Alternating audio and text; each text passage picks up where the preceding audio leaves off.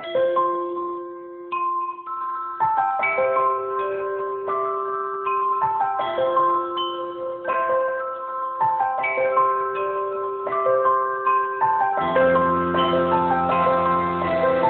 us pray. In the name of the Father, and of the Son, and of the Holy Spirit. Ever righteous Father, we thank you this evening because you are God, you are good, and you are kind. Thank you for giving us this great privilege to share your word this evening. Thank you for my listeners. Thank you for what you are going to do through this message this evening. May your name be highly exalted as we bring your word to your people this evening in the name of Jesus. In Jesus' mighty name, I have prayed. Amen. Dear viewers, I welcome you to Kingdom First Half Hour, the official program of the Catholic Charismatic Renewal of Nigeria, Abuja Archdiocese. By the special grace of God this evening, I come your way to share the word of God with you that is titled, God the Purifier. God the Purifier. And our text shall be taken from the book of Malachi chapter 3, verses 1 to 4, and I read in the name of Jesus. I will send my messengers who will prepare the way before me. Then suddenly, the Lord you are seeking will come to his temple. The messenger of the covenant whom you desire will come, says the Lord Almighty. But who can endure the day of his coming? Who can stand when he appears?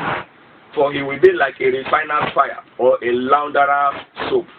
He will sit as a refiner and a purifier of silver. He will purify the Levites and refine them like gold and silver. Then the Lord will have men who will bring offerings in righteousness, and the offerings of Judah and Jerusalem will be acceptable to the Lord as in the days gone by, as in the former years. Friends, this evening we shall be dealing with this matter in two dimensions. The first dimension, we're looking at God as a purifier who will purify us for eternity. Secondly, we're looking at God, we're looking at purification for service. We're looking at this matter in two dimensions. First, purification for service, or first, purification for eternity, and secondly, purification for service. The most crucial matter here is purification for eternity, because it is very crucial. You might not be able to change where you are coming from in life, but you can change where you are heading to.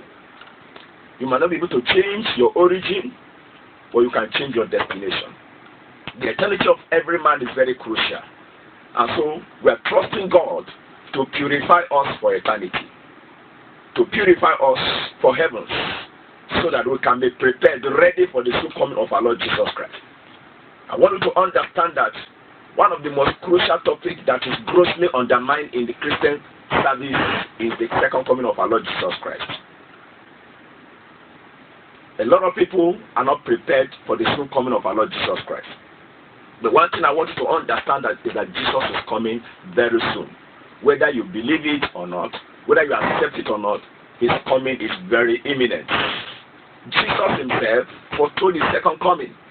In the book of John chapter 14, verses 1 to 4, he said, I am coming soon. In the book of John chapter 14, verse 1 to 3, Jesus said, I go to my Father to prepare a place for you, and when I am done, I am coming back to pick you, so that where I am, you can be there with me. So Jesus told his disciples, he told the church that he was going to prepare a place and come back to pick us to where he is. That is to mean that Jesus is coming back very soon. Even the angels confirmed the second coming of our Lord Jesus Christ.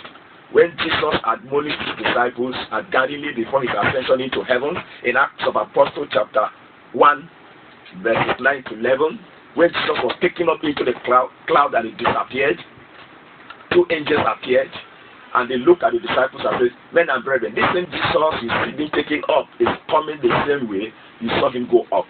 And then the disciples of Jesus encouraged themselves with the second coming of our Lord Jesus Christ.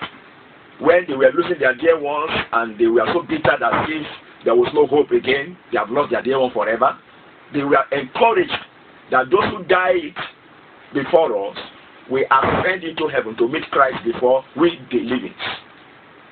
So we discovered that the coming of Jesus Christ is imminent. Whether we believe it or not, whether we accept it or not, Jesus is coming very soon. Then, even other religions, especially Islam, also confirmed the second coming of our Lord Jesus Christ. After 600 years of Christianity, Islam came on board and also confirmed that Jesus is coming. In the book of Hadith, volume 4, number 657, it is written, what will happen to you, Muslim, if Jesus, the Son of Mary, descends upon you, no longer as a prophet, but as a judge and a religious ruler? That is to mean that Jesus is coming. He's coming as a judge. He's coming as a just ruler. And one thing that fascinates me is that it is placed in Hadith that it said, Jesus, the Son of Mary, will come soon upon you as a religious ruler and as a judge. So it is very important to note that Jesus is coming very soon. And what is coming to do? Hebrews chapter 9 verse 28 told us what Jesus is coming to do. The Bible says, so Christ was sacrificed once to take away the sins of many, and he will appear a second time, not to bear sin, but to bring salvation to those who are waiting for him. So the purpose of Jesus' second coming is to salvage the church, is to save those who are waiting for him, is to rescue those who are waiting for him. So Jesus' coming is to take us to heaven, which means his second coming is not for everyone, it's for those who are waiting for him. So if you are waiting for the coming of Jesus Christ, then he's coming for you. But he's also coming to judge the unjust, to judge the unbelievers, to judge those who disbelieve him, to judge those who refuse to accept him as Lord and personal Savior.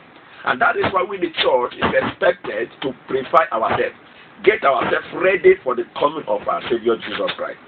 Jesus said, behold, I come very soon, to give my reward to everyone according to the work he or she has done. So we have been working. Jesus is coming to judge every man according to the work he or she has done. So that is to mean that we must be careful with what we do. St. Paul says, as a master builder, I have laid a foundation. Another man is building on it. But every man must be careful with the materials with which he builds on that foundation. Some are building with silver, some with gold, some with straw, and some with hay. But every man's work must be tested. And anyone whose work fails will suffer loss. Anyone whose work gets burnt will suffer loss. But it will be as if he has passed through fire. So our work is going to be tested. Everything we are doing on earth is subject to test. And that is why we need to first of all subject our work to test, to purification before the coming of our Savior Jesus is coming to judge us. So, in 1 John chapter 3, verse 1 to 3, in 1 John chapter 3, verse 1 to 3, it tells us what we need to do as Jesus is coming. What we need to do in 1 John chapter 3, verse 1 to 3. But see what great love the Father has lavished on us, that we should be called children of God. That is what we are.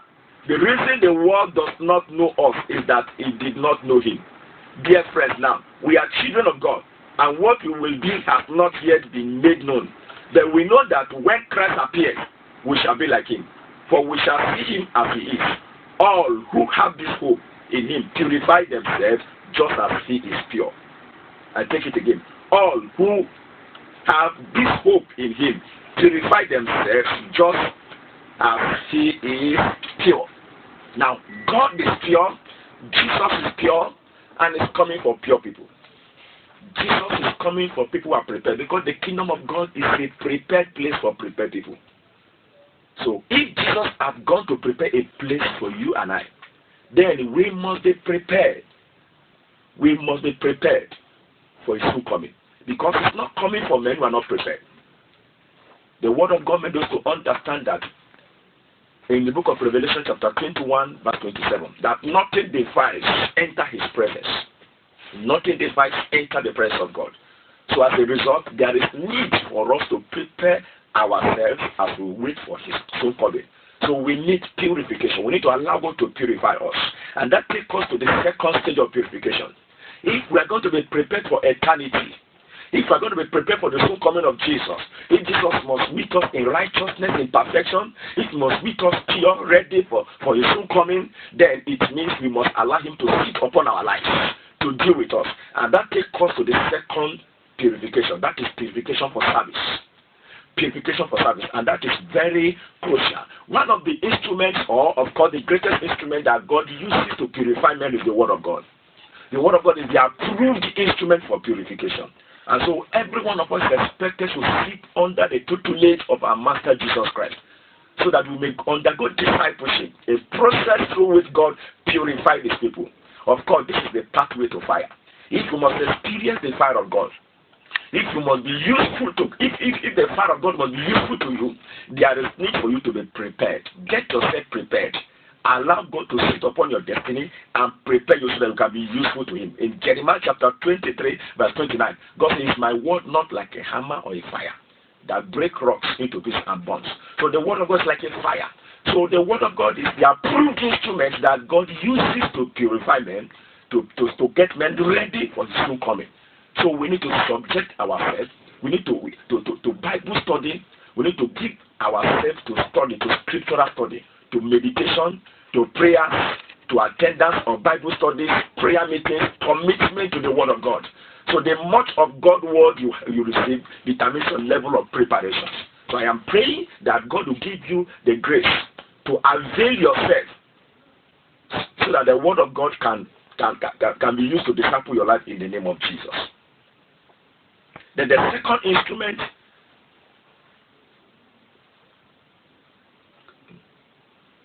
so the word of God has the capacity to purify, to cleanse us.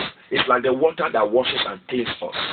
It's like the water that sanctifies us and makes us, clean and clear. So we need to allow the word of God to deal with us, to work on us. And then in the book of Mark chapter 3, verse 13 to 15, the Bible says Jesus called 12 of his apostles, 12 of his disciples, and he made them apostles. He said, I have called you to be with me, and I will send you to preach the good news and give you power to cast out devils. The first thing, the most important thing why they were called is to be with Jesus. No man can ever be useful to God until that person spends time with God in discipleship.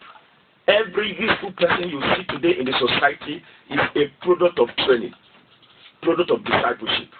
It is at the discipleship angle that a man is purified. A man undergoes the process of purification.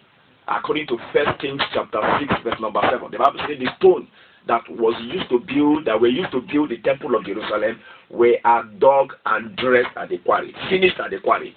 So during the building of the temple, there was no noise, there was no cutting, there was no breaking of any stone, because everything we are finished at the quarry. So to every man that must be useful to God, such a person must be finished at the quarries. We must follow God to the quarry. We must allow God to deal with us at the quarry. We must allow God to purify us as instrument of usefulness. So before God does not use a man, he has not worked on. You might be working for God, but if God has not prepared you, he will not use you. There are a lot of people in Christian service who have not been called. They called themselves. God didn't call them. They ran when God has not spoken to them.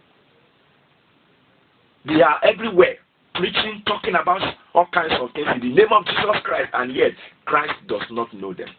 Because God does not use a man he has not worked on. Yes, the harvest is plenty, the laborers are few. The laborers are few. And God said, pray that the Lord of the harvest will send more laborers into his vineyard. Even though the harvest is plenty and the laborers are few, God does not take anything for a vessel. God still has a choice. It is only men who God has purified he uses as instruments. So if you must have an instrument of fire, instrument of purification, instrument of fire, then there is need for you to submit yourself for divine purification. You must allow God to work on you. In the book of Mark chapter 11, verse 1 to 2, Jesus sent 2 of his disciples to go into the city. He said, you will see a donkey tied to a stake. Untie them and bring them to me. And if anybody question you, tell the person the master wants to use the donkey. So every man God wants to use. He will first of all work on the person. He will deal with the person. He will prepare the person for his use, for his service. Now, it was not possible for God to ride on the donkey that was tied to a stake. The donkey has to be loosed. There is something in your life God wants to lose. Probably God wants to lose anger, unforgiveness, lie, immorality, fornication, all those vices. God wants to lose you from them. Every man that carries such bodies in their lives cannot be used by God. Cannot be used by God. So such a person needs to first of all hand over his life to Jesus. Jesus has to become your Lord and personal Savior first and foremost. Because God does not use a sinner. He uses men that have given their lives to Him. Number two, even though you are born again, it's not even a guarantee that you are useful to God. Yes, apart from being born again, you need to be discipled. You need to become matured. Jesus didn't just select His disciples and send them to go and preach. He sat upon their lives. He brooded over their lives. He discipled them. He reproduced them after His kind. And by the time they are matured, He now sends them to go and preach His good news. If God must use you at this end time to depopulate the kingdom of hellfire, if God must use you to promote righteousness and perfection, if God must use you to increase virtues in our society, if God must use you to multiply righteous men, first He must be with you, because you cannot give out what you don't have. It is what you have that is what you offer. So for you to be able to offer the grace of God to your society, you must become first a recipient of God's grace. You must become a recipient of God's mercy, God's favor, so that you can go out to share your testimonies, the testimonies of what God has done in your life. A lot of people are sharing the testimonies of others. They don't have personal testimony. They have not met Jesus, so they only preach Jesus that was preached to them. The Jesus they were informed about. Not this historical Jesus, not revelational Jesus. Not Jesus they have encountered, but the one they read from the Bible. Not Jesus they have met, but the one they were told about. But we're talking about men who will go about to share their experiences, the experience of their conversion, their personal encounter. I mean, the testimony of their life. A lot of people can tell you when they were born into this world. They can celebrate their physical birthday, but they can't remember their spiritual birthday. They can't remember when they gave their life to Jesus. So such men have no testimony to share. But we are talking about men who have met Jesus, who can tell you at what point they met Jesus, what they have lost, what they have benefited. People can share. People have met Jesus on the way to Emmaus, and they were turned back again to Jerusalem. People have encountered Jesus on the way to Damascus, and they were able to abandon their wickedness and their waywardness. These are the men God is recruiting today. And if you must be among the end time armies that God is recruiting, you must submit yourself for purification. And the word of God is the approved instrument. In other words, you must subject yourself to discipleship, where you will be instructed in the way of Christ, to walk in the step of Christ. You must subject yourself to a process that will reproduce you, so that you can become like Jesus. The Bible says in Romans chapter 8, verse 29, for those God has selected, He set apart, so that they can conform to the image of Jesus, so that Jesus will be the firstborn among many brethren. So Jesus is looking for men He will disciple that will look like Himself. And that is why the silversmith, when he's undergoing, when reproducing, when the silversmith is producing the silver, he takes it through the fire process. He takes it through the fire process continuously. And it came to a point where somebody was asking the silversmith, how do you know when this silver is already refined? And the silversmith says, well, when I begin to see my image reflecting in this silver, it means that the silver is already ready to use. So God wants to purify you the way a silversmith purifies silver, the way a goldsmith refines gold. And you can only be considered to be truly refined when Jesus can begin to see His image in your life. When you begin to carry the image of Jesus, when you begin to represent Jesus wherever you find yourself, that is when you can actually say it. You have reflected the image of Jesus. That is the process. Now, for you to undergo purification, for you to undergo this spiritual purification, the first thing you need to do is to give your life to Jesus.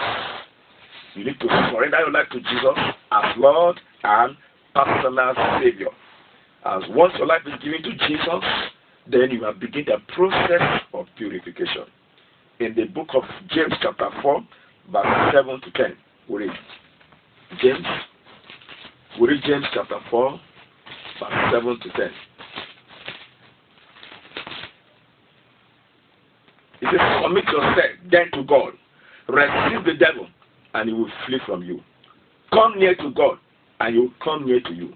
Wash your hands, you sinners, and purify your heart, you double-minded.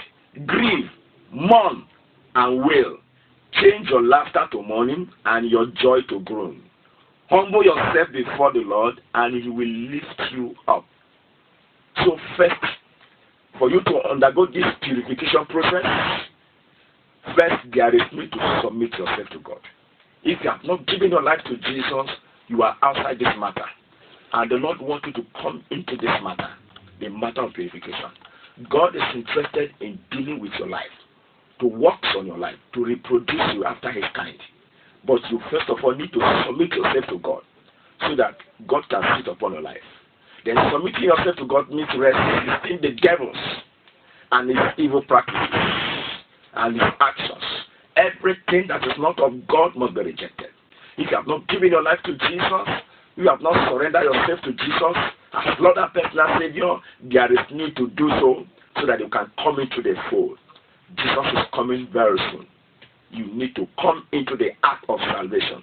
And if you must be useful to him in his kingdom, you might be working for God as church choirs, working for God as ushers, teachers, gospel singers, in all ramifications, maybe a philanthropist, maybe you serve God in different capacity. If you have not surrendered your life to Jesus, it means you are outside Christ. You don't have salvation. So Jesus is calling you, come in, submit yourself to God. Resist the devil, and the devil will flee from you. He said, come near to God, and he will come near to you. He said, wash your hands, you sinners, and purify your heart. So God wants you to purify your heart. As you come to him, with the aid of the word of God, your heart is purified. When your heart is purified, you are reproduced, you are in discipleship to become like Jesus. I am praying for you that as you listen to the sound of my voice today, the Lord will work on your life. The Lord will visit you and change your life in the name of Jesus. If you are finding it difficult to submit yourself to Jesus, as you hear the sound of my voice, may the power of God break every yoke in your life in the name of Jesus. Every siege of the devil, every siege of the world, every lust of the flesh, every pride of the world, everything that is holding you bound, preventing you from submitting yourself to God, I pray that God will break it in the name of Jesus. And as you give your life to Jesus, may you sacrifice time to study the word of God, sacrifice time to listen to the gospel of Christ, submitting yourself to God so that your life will be worked upon, so that you can be purified to become useful to God in his vineyard in the mighty name of Jesus.